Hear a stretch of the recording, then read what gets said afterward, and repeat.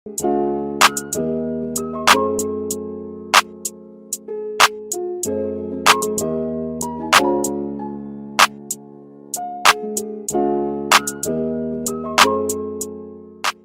what's up, everybody? Thank you for tuning in to Vibes, Community, and Conversation, where we are building connections one vibe at a time. One vibe at a time, baby. So I'm your host, Mike, aka the Cool Guy, and I'm here with my co-host, The Jazzy One. The Jazzy One is what they call us. Today, in this episode, we had the opportunity to have a conversation with a young man who is just awesome. He is my nephew, but he is So awesome. he a little bit biased. I'm a little biased, but he is an awesome young man. I would agree. His name is Christopher Roberts, better known as Brain, the genius. Brain the Genius, Brainstorm, and also he's a phenom. He is a Renaissance man. And so we want you to just sit back, check out this episode. It's going to be awesome. So today, on this episode, we have the phenom, the Renaissance man, Brain Roberts. So, Mr. Roberts. Yes. So, you my nephew, so I pretty much know a lot about you, but there's some things I don't know about. Okay. So we're going to just have that candid conversation today. Okay. I want everybody to kind of know some things that they may not know about you. What was your upbringing like? I mean, I grew up in a loving household, loving family, mom and dad, in church. Right. Pretty much a good foundation for everything. Definitely. You know what I mean? Definitely. Yep. So All right. pretty much it. Okay. So, and like you said, you are my nephew. For sure. Not the That's blood. in That's blood. Yeah, that's blood. Right.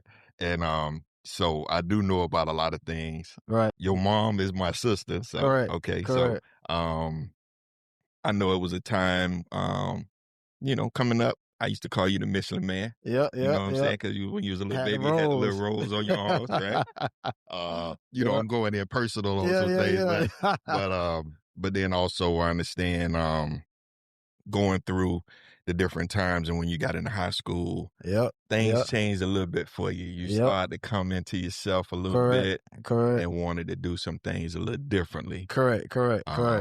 Which that's what I believe a lot of young people go through. They go through those stages or whatever. So For sure. kind of talk to me about some of the things that maybe shocked your parents or made them think about it a little bit more. So I think it was a lot of things pretty much, because I think, growing up where I grew up, it's not like I grew up in the roughest, toughest neighborhood, but I was still in the neighborhood. You know what I mean? So there were a lot of influences in the neighborhood that influenced me to do some things that I thought might have been cool at the time, or, things that I thought were acceptable at the time because this is what I was around.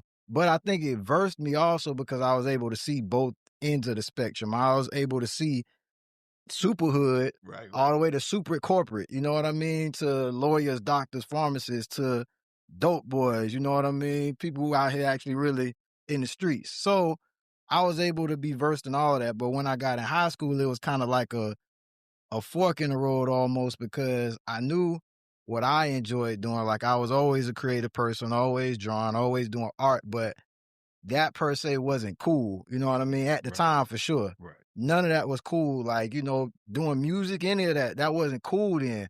What was cool was the clothes you were wearing, what you had on, if the girls you could talk to and you could get, you know what I mean? That type of thing. So drawing and all of that wasn't cool. So that was kind of put to the wayside, and like, I was just doing random things, you know what I mean? Just, Right. But still keeping me in all of that. Yeah, I wasn't losing sense of who I was. Right. It just was, well, let me go out and kind of test and see if this might be a route that may work for me. Right. That's all. That's all. Which a lot of kids do nowadays. And it's the same thing nowadays as it was then. It's just certain things change in how they do it, but they just want to be cool. They want to have money and be cool. Right. That's all that really affects them in what they do. Right. So, Right. Definitely. Yeah. Okay. So, and I know, your mom and your dad, they always wanted the best for you, and they still want the best for you to this day. For sure.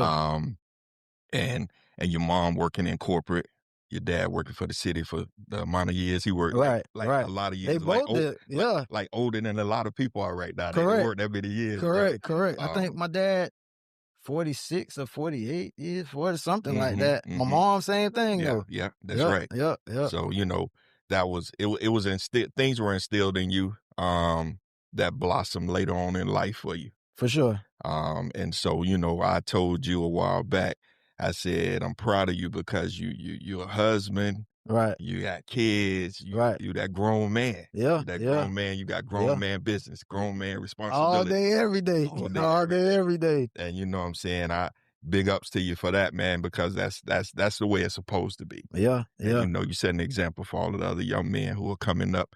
yeah. Be a father to your kids, be a good husband, For be sure, all of that. You for know what I sure. mean? And it's not easy. No. None of it's easy. It is not easy at all. I mean, it takes a lot, you know what Yeah. I mean? Yeah. To be honest, like it's funny because I've been having these conversations with a lot of people that some younger than me, but some people come to the shop just, asking questions. Not as like I wouldn't say I'm like a mentor or anything like that, but just giving them kind of guidance on certain situations. But what I've been finding myself telling everybody lately is, bro, just talk to God, bro. That's it. Like I mean, I could tell you what I know, but if you had that conversation with God and give him everything, I promise you he gonna make sure everything good. No matter what it is. It may be the roughest thing, it could be, something mediocre, but just have that talk with him. That's all you can really do. Cause I could just give you, what I know from what I know. But yeah, that's it. Okay. Yep. While you were exploring your different opportunities, like Right. how were your parents helping you understand maybe what you shouldn't be doing, what you should be doing? Like, do you feel like you were rebelling from how you were Um, raised, or?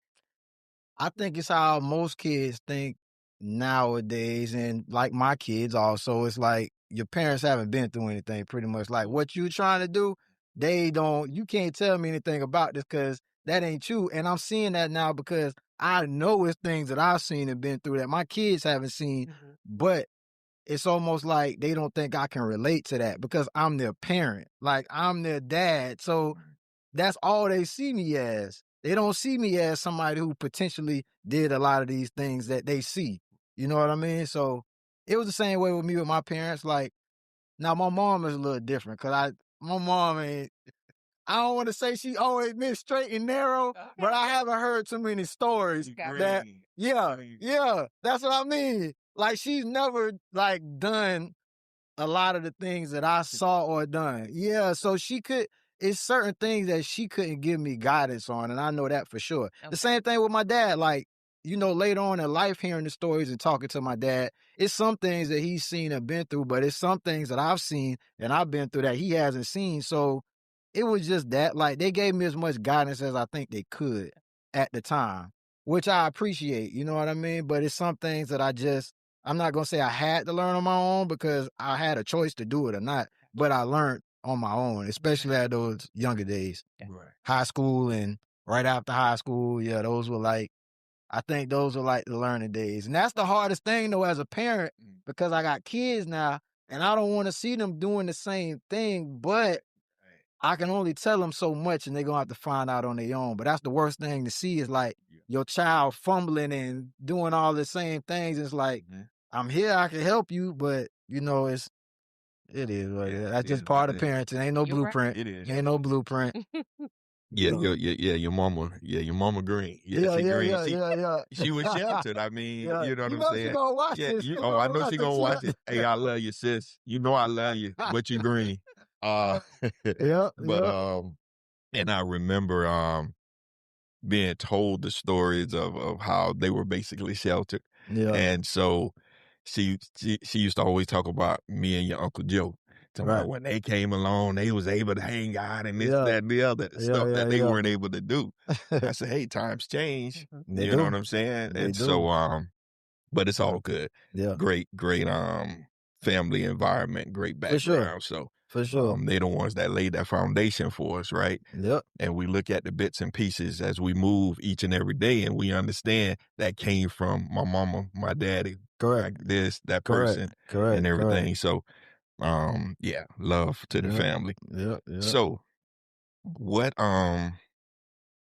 what triggered you to wanna be an entrepreneur? When did you when did you realize that you wanted to test the waters? So, to be honest, I tell this story, like, a lot Okay. because it's a true story. Mhm. I think I've always had that entrepreneurial spirit, Mm. even as a child, because the first thing I can remember was Mhm. being in first grade, and I think we had a snack for like recess before lunch period. So they gave us like some peanuts or something like that. So everybody's eating the peanuts, they get rid of the Right. shells. So I was picking up the shells and we had art class. So in art class, I got like some markers and just putting some little different designs. Now I'm in first grade and I don't know how old I was at the time, maybe like 5 or 6 or something like that. Right. So I'm putting little designs on them, and then we go out to recess again later on, and I got these shells with these colorful paintings on them or whatever, or colorful pictures. So a couple of my friends and a couple other kids out there, they were like, "Hey, can we get one?" I was like, "Yeah." Then I thought about it, and I saw one had some change in their Right, hand. right, So I was right. like, "Hey, if you give me that nickel," he was like, "All right, here you go." So I was like, "Okay." So then I went around to everybody like, "Hey, if you got a nickel, I'll give you one of these." So I'm collecting money. So at that point, then on, Right. I knew that I could get paid for my craft There for you whatever go. I There you did go. because obviously if I could do it, you couldn't do it. You know what Right, I right, mean? And you would pay for it. right. So from then on, it was just art. And then Uncle Joe, watching him draw the graffiti Adidas letters, Right. I started copying what he was doing, Mhm. doing it in school, Right. and now I'm doing people's names in school for money. So Right, right. it always kind of like led up to Mhm. where I'm at now Okay. with what I'm doing. So that's kind of like the background and Right. how I got into being an entrepreneur. Okay. But I did go the route of, getting first job, ponderosa, regular Right. jobs. But Mm. I always knew and always did something on the side Right. to kind of do money with what I loved. You know what I Mhm. mean? Whether it be music, whether it be DJing, whether it be drawing, whether it be airbrushing or art, I Right. always had that other stream of income on Right. top of the job. Right, On right, top of the definitely. job. And that was gonna be one of my questions, like, who were some of your role models? And you mentioned your Uncle Joe Uncle and Joe, stuff Uncle like that. Joe. Anybody Yep. else you could think of that Uh, I mean, you Uncle Mike, 'cause you was always with the music. You know what I mean? Like that was a big influence. To be honest, music wise, it was probably my parents and you, Uncle Mike, because you would have all the music playing in the blue I can't remember if it was the Toyota the Corolla Toyota Corolla. SR5? Yes, and when you came from Yeah. Cali with the Right. music, Right, that put right. me on to like some of the Cali music and stuff. Right, right, So, right. and then Adrian had I think it was Ashawn came down with all the New Yeah, York yeah, music. yeah. So I was able to hear the down south, the Cali music, and the up north music. So I was able to blend all of that into what I really like. You know what I mean? So that kind of started my journey into different types of music and not just gospel Right. because that's what my mom and dad went into. So Right, right. it was I think it was a mixture of all that that makes me the person I am today. Today. Okay. So That's awesome. That's awesome. And you mentioned some of the things you've done. You've done, let's see, airbrushing, yeah, I done did a lot. painting, tattooing. You do that now, Tattooing, DJing, creating beats, beats, music, production. um, just all of the different arts and all of the different things that you've done, man. Yeah, That's why I call you the Renaissance man, yeah, because you yeah, have all these different gifts and talents. yeah, You know what I'm yeah, saying? And you display them well, to the point that your daughter yeah, is an artist, yeah. and she had her showing not that long ago Yep, of like some about a art month ago. about a Yep, month about a ago, month and you know what ago. I'm saying, and I know she was proud of that, and I asked her at the table, a couple weeks ago when we were at the event, who was your influence, and she said my dad. Right, right, Man, right. that's powerful, man. It is, How it it make you is. feel? How it make you feel for your daughter to say that? It feels good. It Mhm. feels good because I see myself in all of them, to be honest. Like everything that they do, I just always push them to be the greatest person they are. Like Right. they don't have to do art. It doesn't have to be that, but whatever it is that you love and whatever you're passionate about, Mhm. that's what I push them towards. It may not be something that I totally understand, Right. but if that's what you're passionate about, I'm all for it because I know how it feels to be passionate about something and not to really be pushed into that direction. You Right. kind of got to take the reins and push yourself in that direction. But if you have somebody in a group of people that are behind you to push you in that direction, it Mhm. makes it so much easier and freeing to know that you have people behind you that are Mhm. actually helping you pursue what you're trying to do. Right. So that with my kids, I'm the same way. So even if like I know right now she's in high school and she's going through kind of like that phase of I like to do art, but not that much. And then, I like the recognition for it, but I don't like to do it all the time. Mhm.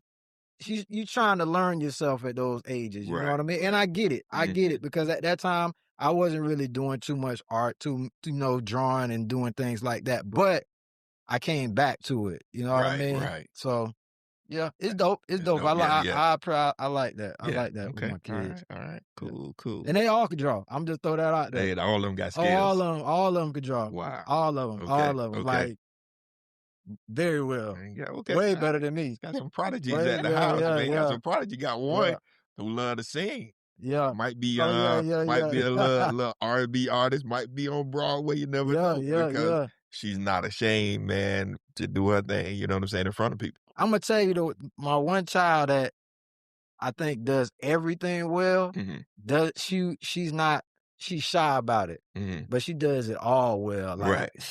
she's great. Okay, okay. But it's just bringing her out the shell. Yeah, that's it. I'm not gonna say which one it No, is, no, but no, yeah, no, she no, you no. just gotta get out of shell, Yeah, but yeah. she's dope. She's That's dope good, too. that's good. Yeah, It make you feel good as a parent, man, you for know what I'm sure, for saying? sure. They picking up some good habits. For sure. I'm trying to You teach know what I good mean? Some habits. good habits, because there's so many bad habits out there It in the is. streets and around other individuals, Right, right. that, and kids easily pick up on that type of stuff. But with Correct. that great foundation, once again, we're gonna go back, that foundation that you had Correct. and Correct. that foundation that you're building for yours, Correct. and Correct. Correct. that's that generational thing right Yep. there, right? So Yep. Yep. That's that's what I'm trying to do. that's a That's what I'm plus. trying That's to a do. plus.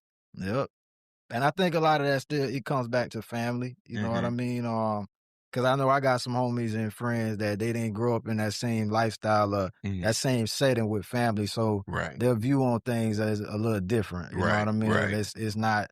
It's not much of a foundation there. It's Right. a little bit scattered. Not saying it can't work, Right. but it's different. It's just a different story. But it's good to have a person like you who they can sit down and talk with, though. Right. Even Right. though Right. they may Right. not have come up in that with that type of foundation, Correct. at least they have a support system. Right. Some Right. people don't have that. Yeah, for Some sure. people got those people who always telling them something negative, some Nah. foolishness, and that's all they know, right? Right. But when you have a person like you and others who can sit there and talk to them and say, hey, man, you don't need to go that route. Check Right, this right, out. right. Correct, correct. And everybody that comes around me, like all my friends, anybody at the shop, all my customers, clients, they know like if they gonna talk to me, they Right, gonna get some positive words, and I'm gonna right, talk them into whatever they trying to do. Like right, right. I'm gonna talk them up. Like if you tell me you gonna go outside and fly, I'm gonna Yeah, be right there. Like right. all right, let's see it. Like I want to see it. Yeah, let's do it. That's it. Like That's that's it. just me. That's just me. Definitely. Me.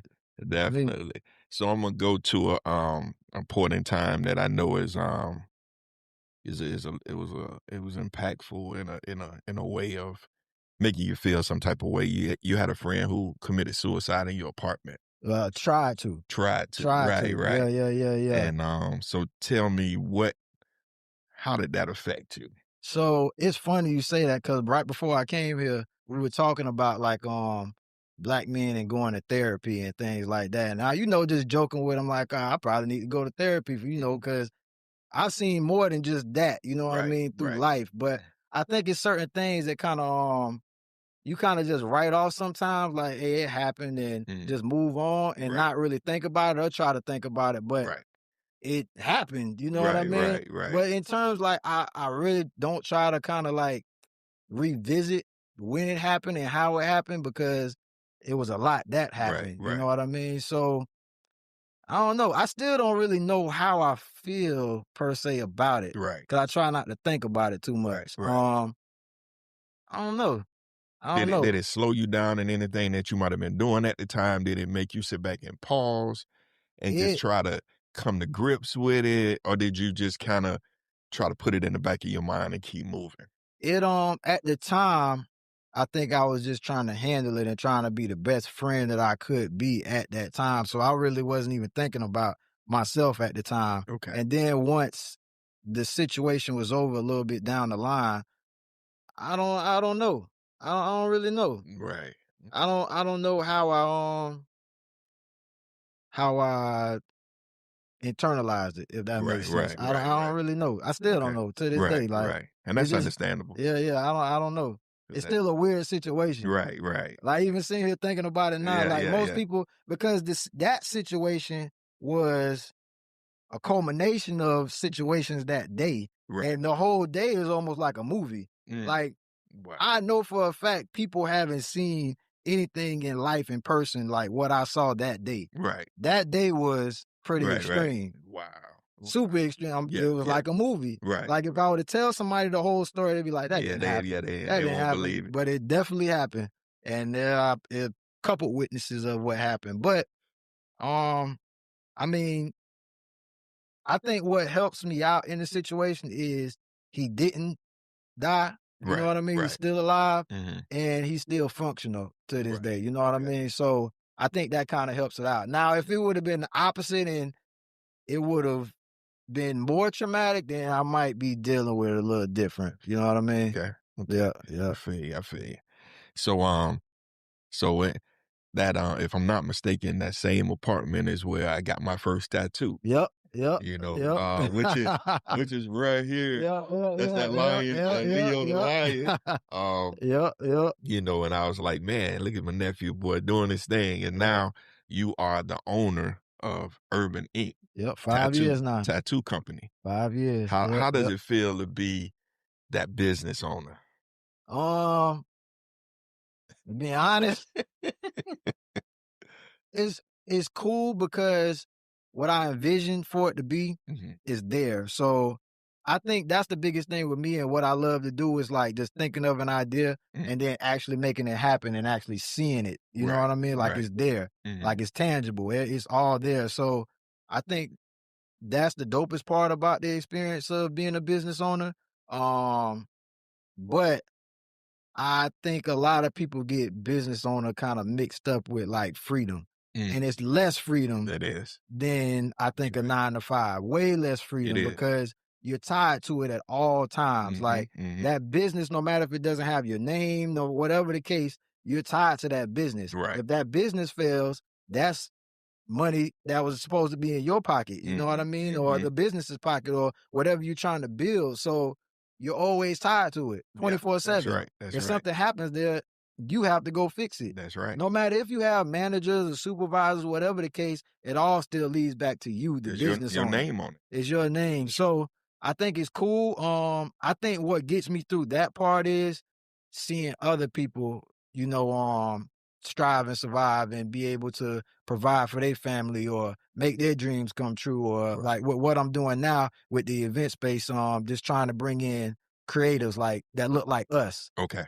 Not that look like, what they already have. Right. But for us, the culture, you know what I mean? And I think that it's not represented as much as it is in other places. Right. So that's my main goal right now. Okay. But in terms of like when I first opened the tattoo shop, that was my goal, was to get more of us into tattooing and to show that on a larger scale, in a bigger scale. Because a lot of times tattoo artists are working from their home. They going mobile, they doing this, that, and the third. But you have these other establishments that have been around for a while, and they're able to survive and pay their bills and everything. So I feel as though we should be able to do the same thing. So that was my whole goal with doing that space, because before that, I had a smaller space. It was me and another artist there, but that was all that could be there. And I was fine. I could make the money that I needed to survive, pay my bills, take care of my family, but I wanted to be able to do that for other people. You know what I mean? So that's the part that feels good. That feels good. Paying the bills don't, though. Nah. Paying the bills when you got to don't. pay the bills, That definitely don't. So you started off with, what was the tattoo?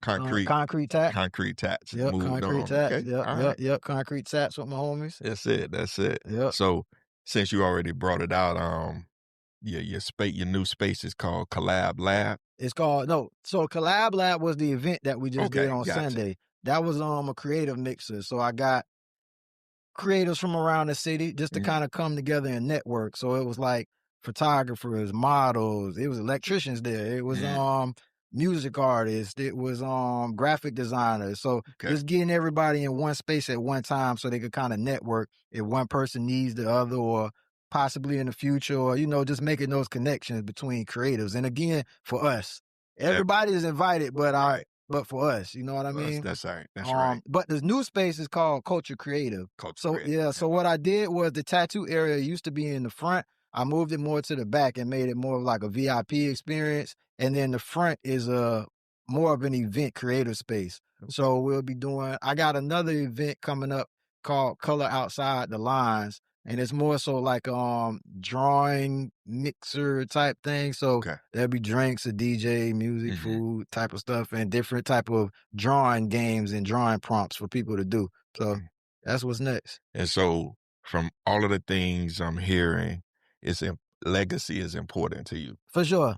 For sure. It is. For sure. It is, definitely. For sure. And that's what I'm trying to create is kind of like what wasn't there for me when I was younger. Just like a cool, dope spot where you can go and be yourself, play the music, listen to the music that you want to listen to, and create how you want to create. Because what happens to us as creatives and artists, we'll go to other venues that don't cater to us, and they end up trying to dictate and determine how you create, if that makes sense. So if I'm making, let's just say I'm into rap music, like I like Dolph, or I like Lil Baby, or I like whoever the new artist is, catering to the younger crowd. When you go to their venues, they're like, well, no, we're going to play this, this lo-fi jazz type music because that's the feel we're going for. And no, you can't bring these type of pieces in because this isn't what our collectives look at. And that's not cool to me because I feel as though art should be subjective to whoever's doing it. So if I'm an artist and this is how my paintings and how I relate to my paintings and how I want people to view my paintings, I should be able to curate this experience and play the type of music I want to play. There you go. I should be able to invite the type of people I want to invite, and all my people should be able to come and experience this art how it's supposed to be experienced, not how you're trying to make me experience it.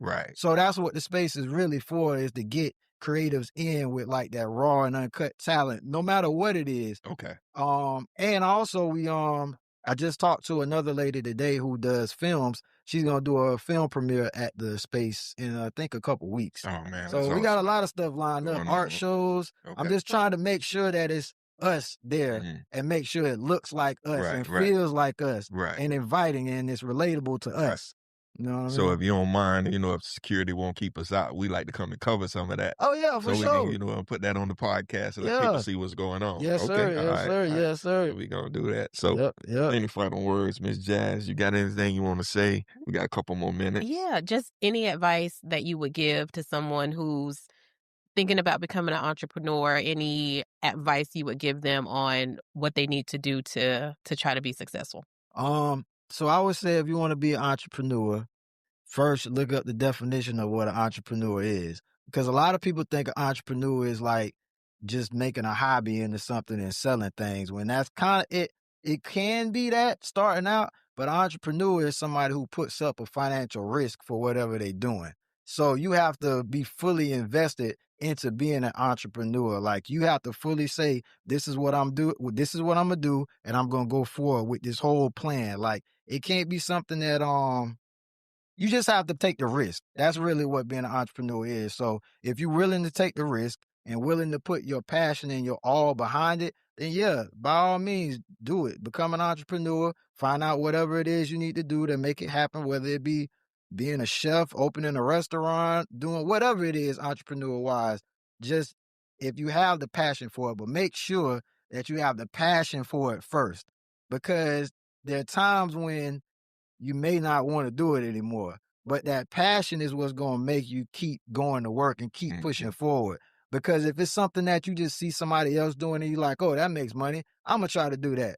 You're probably not going to last too long because you're not passionate about it. And I see that so many times, even in terms of like the tattoo artists that come to the shop that want to learn. I'm open. So you could come learn, but they fall off. They don't want to do it because they might not make the money the first month, the first year. It takes a lot of time to build up your clientele, no matter what you're doing. And what I read was a lot of businesses fail within the first and the second year. And if you make it past 5 years, you're pretty much sustainable. But most businesses fail in that 1 to 2 years. I love what you're doing up at the shop. Appreciate it. I remember where you started at the shop because we were there for the grand opening, the ribbon cutting. The mayor was there, everything. And you've come a long way with it. So congratulations to you, man. Thank you know you, what I'm saying? you. I'm telling you, I really really love the things that you're doing, man. Thank you, As thank a you, grown thank you. man, Yeah, as that yeah. grown, Hey, you're supposed to be appreciate fair. it. You know what I'm saying? That's what Appreciate I'm it. talking about. You, So not to cut you off, but that's one of the cool parts about it too. Is like some of the people that have been with me from the beginning, like they saw me at the house when I was doing their right, tattoos, and right, then going to the other space to where it's at now. right, And they always say the same thing. They like, bro, like I really like the whole journey is dope. The right. experience to see it go from there to there is dope. And Mhm. I think on the outside looking in, I sometimes look at that like, damn, that is pretty cool. You know Yeah, what I yeah, mean? yeah. Yeah. I think I seen a post on your page said something about entrepreneurs. It's like jumping off a cliff and putting the plane together on your way On down. your way down. That's You know, exactly what it is. and that's what it is. Yeah, it is. And I think more people should do that because I know it's a lot of creative people, a lot of people with great ideas. Mhm. They just scared to jump. That's it. But you just have to jump and you can't really just try to figure everything out before you do it. Right. Just do it and kind of figure it out on the way down or up. You That's know it. what I mean? That's That's it. the best way to do it. Right. Otherwise you'll sit stagnant and just have an idea and it'll never go anywhere. And we can't base everything off of people. No, you can't base no. Because you got what so you got this thing the Native Americans have, which is a dream catcher. Right. But then we got a lot of dream killers You have a lot of those, and especially in the city. in the city, Yeah. and so that's the thing about being an entrepreneur. You can't sit there and worry about what other people got to say about you. No, that's You focused on it, and like you said, if you focused on God and you ask God for something, right. I don't care who hit like or love or whatever on the Don't page. matter. It don't matter Don't matter. because you're doing what it is that you wanted to do. Right. God bless you to do it, Right. and everything else gonna come along. You know, that's another thing, Uncle Mike. Like, no, because social media is a great tool for sure. Right. But I feel like that kills a lot of people's dreams also because they'll go on there and they may post something that they may think is going to get a lot of views, a lot of likes, and they don't. Or they may post something that they're going to do or whatever the case may be, and it doesn't get the traction that they think or they want. Right. But you can't base it off of that because some people don't even click anything. You have some people that wait to see what other people are going to do. Right. And I found that out with a lot of events and different things is that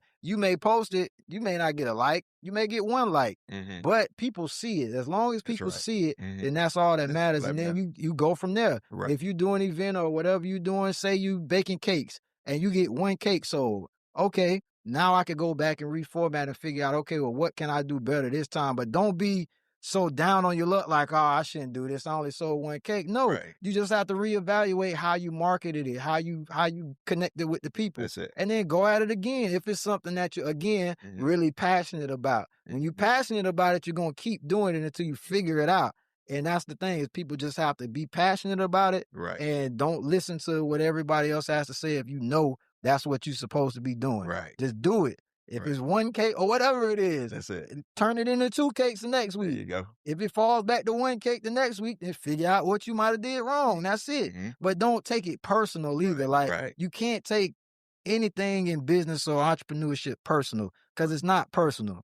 Some things are just business and analytics and how you do things. That's just what it is. So when you erase all of that out of your head and erase all of that, I need, what's the word I'm looking for? Validation from anybody else. You'll be successful, super successful. Yep. Definitely. And I think it was, if I'm not mistaken, it was Einstein that said, I fell my way to the top. Yep.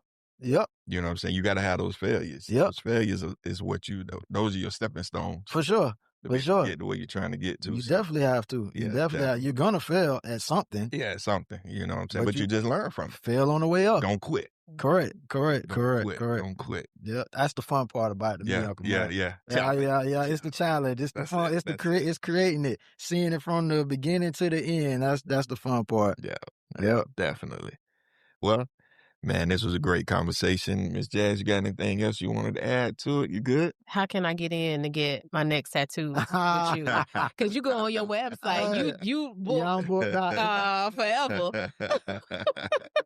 So what I've been focusing more on is like the artists that I have at the shop and them becoming bigger than life. You know what I mean? So that's really my focus at this point in time is making sure that all of them are like extra straight, not just good with, a few customers or a little bit of clientele. I want to make sure that everybody is good, good. Like Right. the whole team is good, good.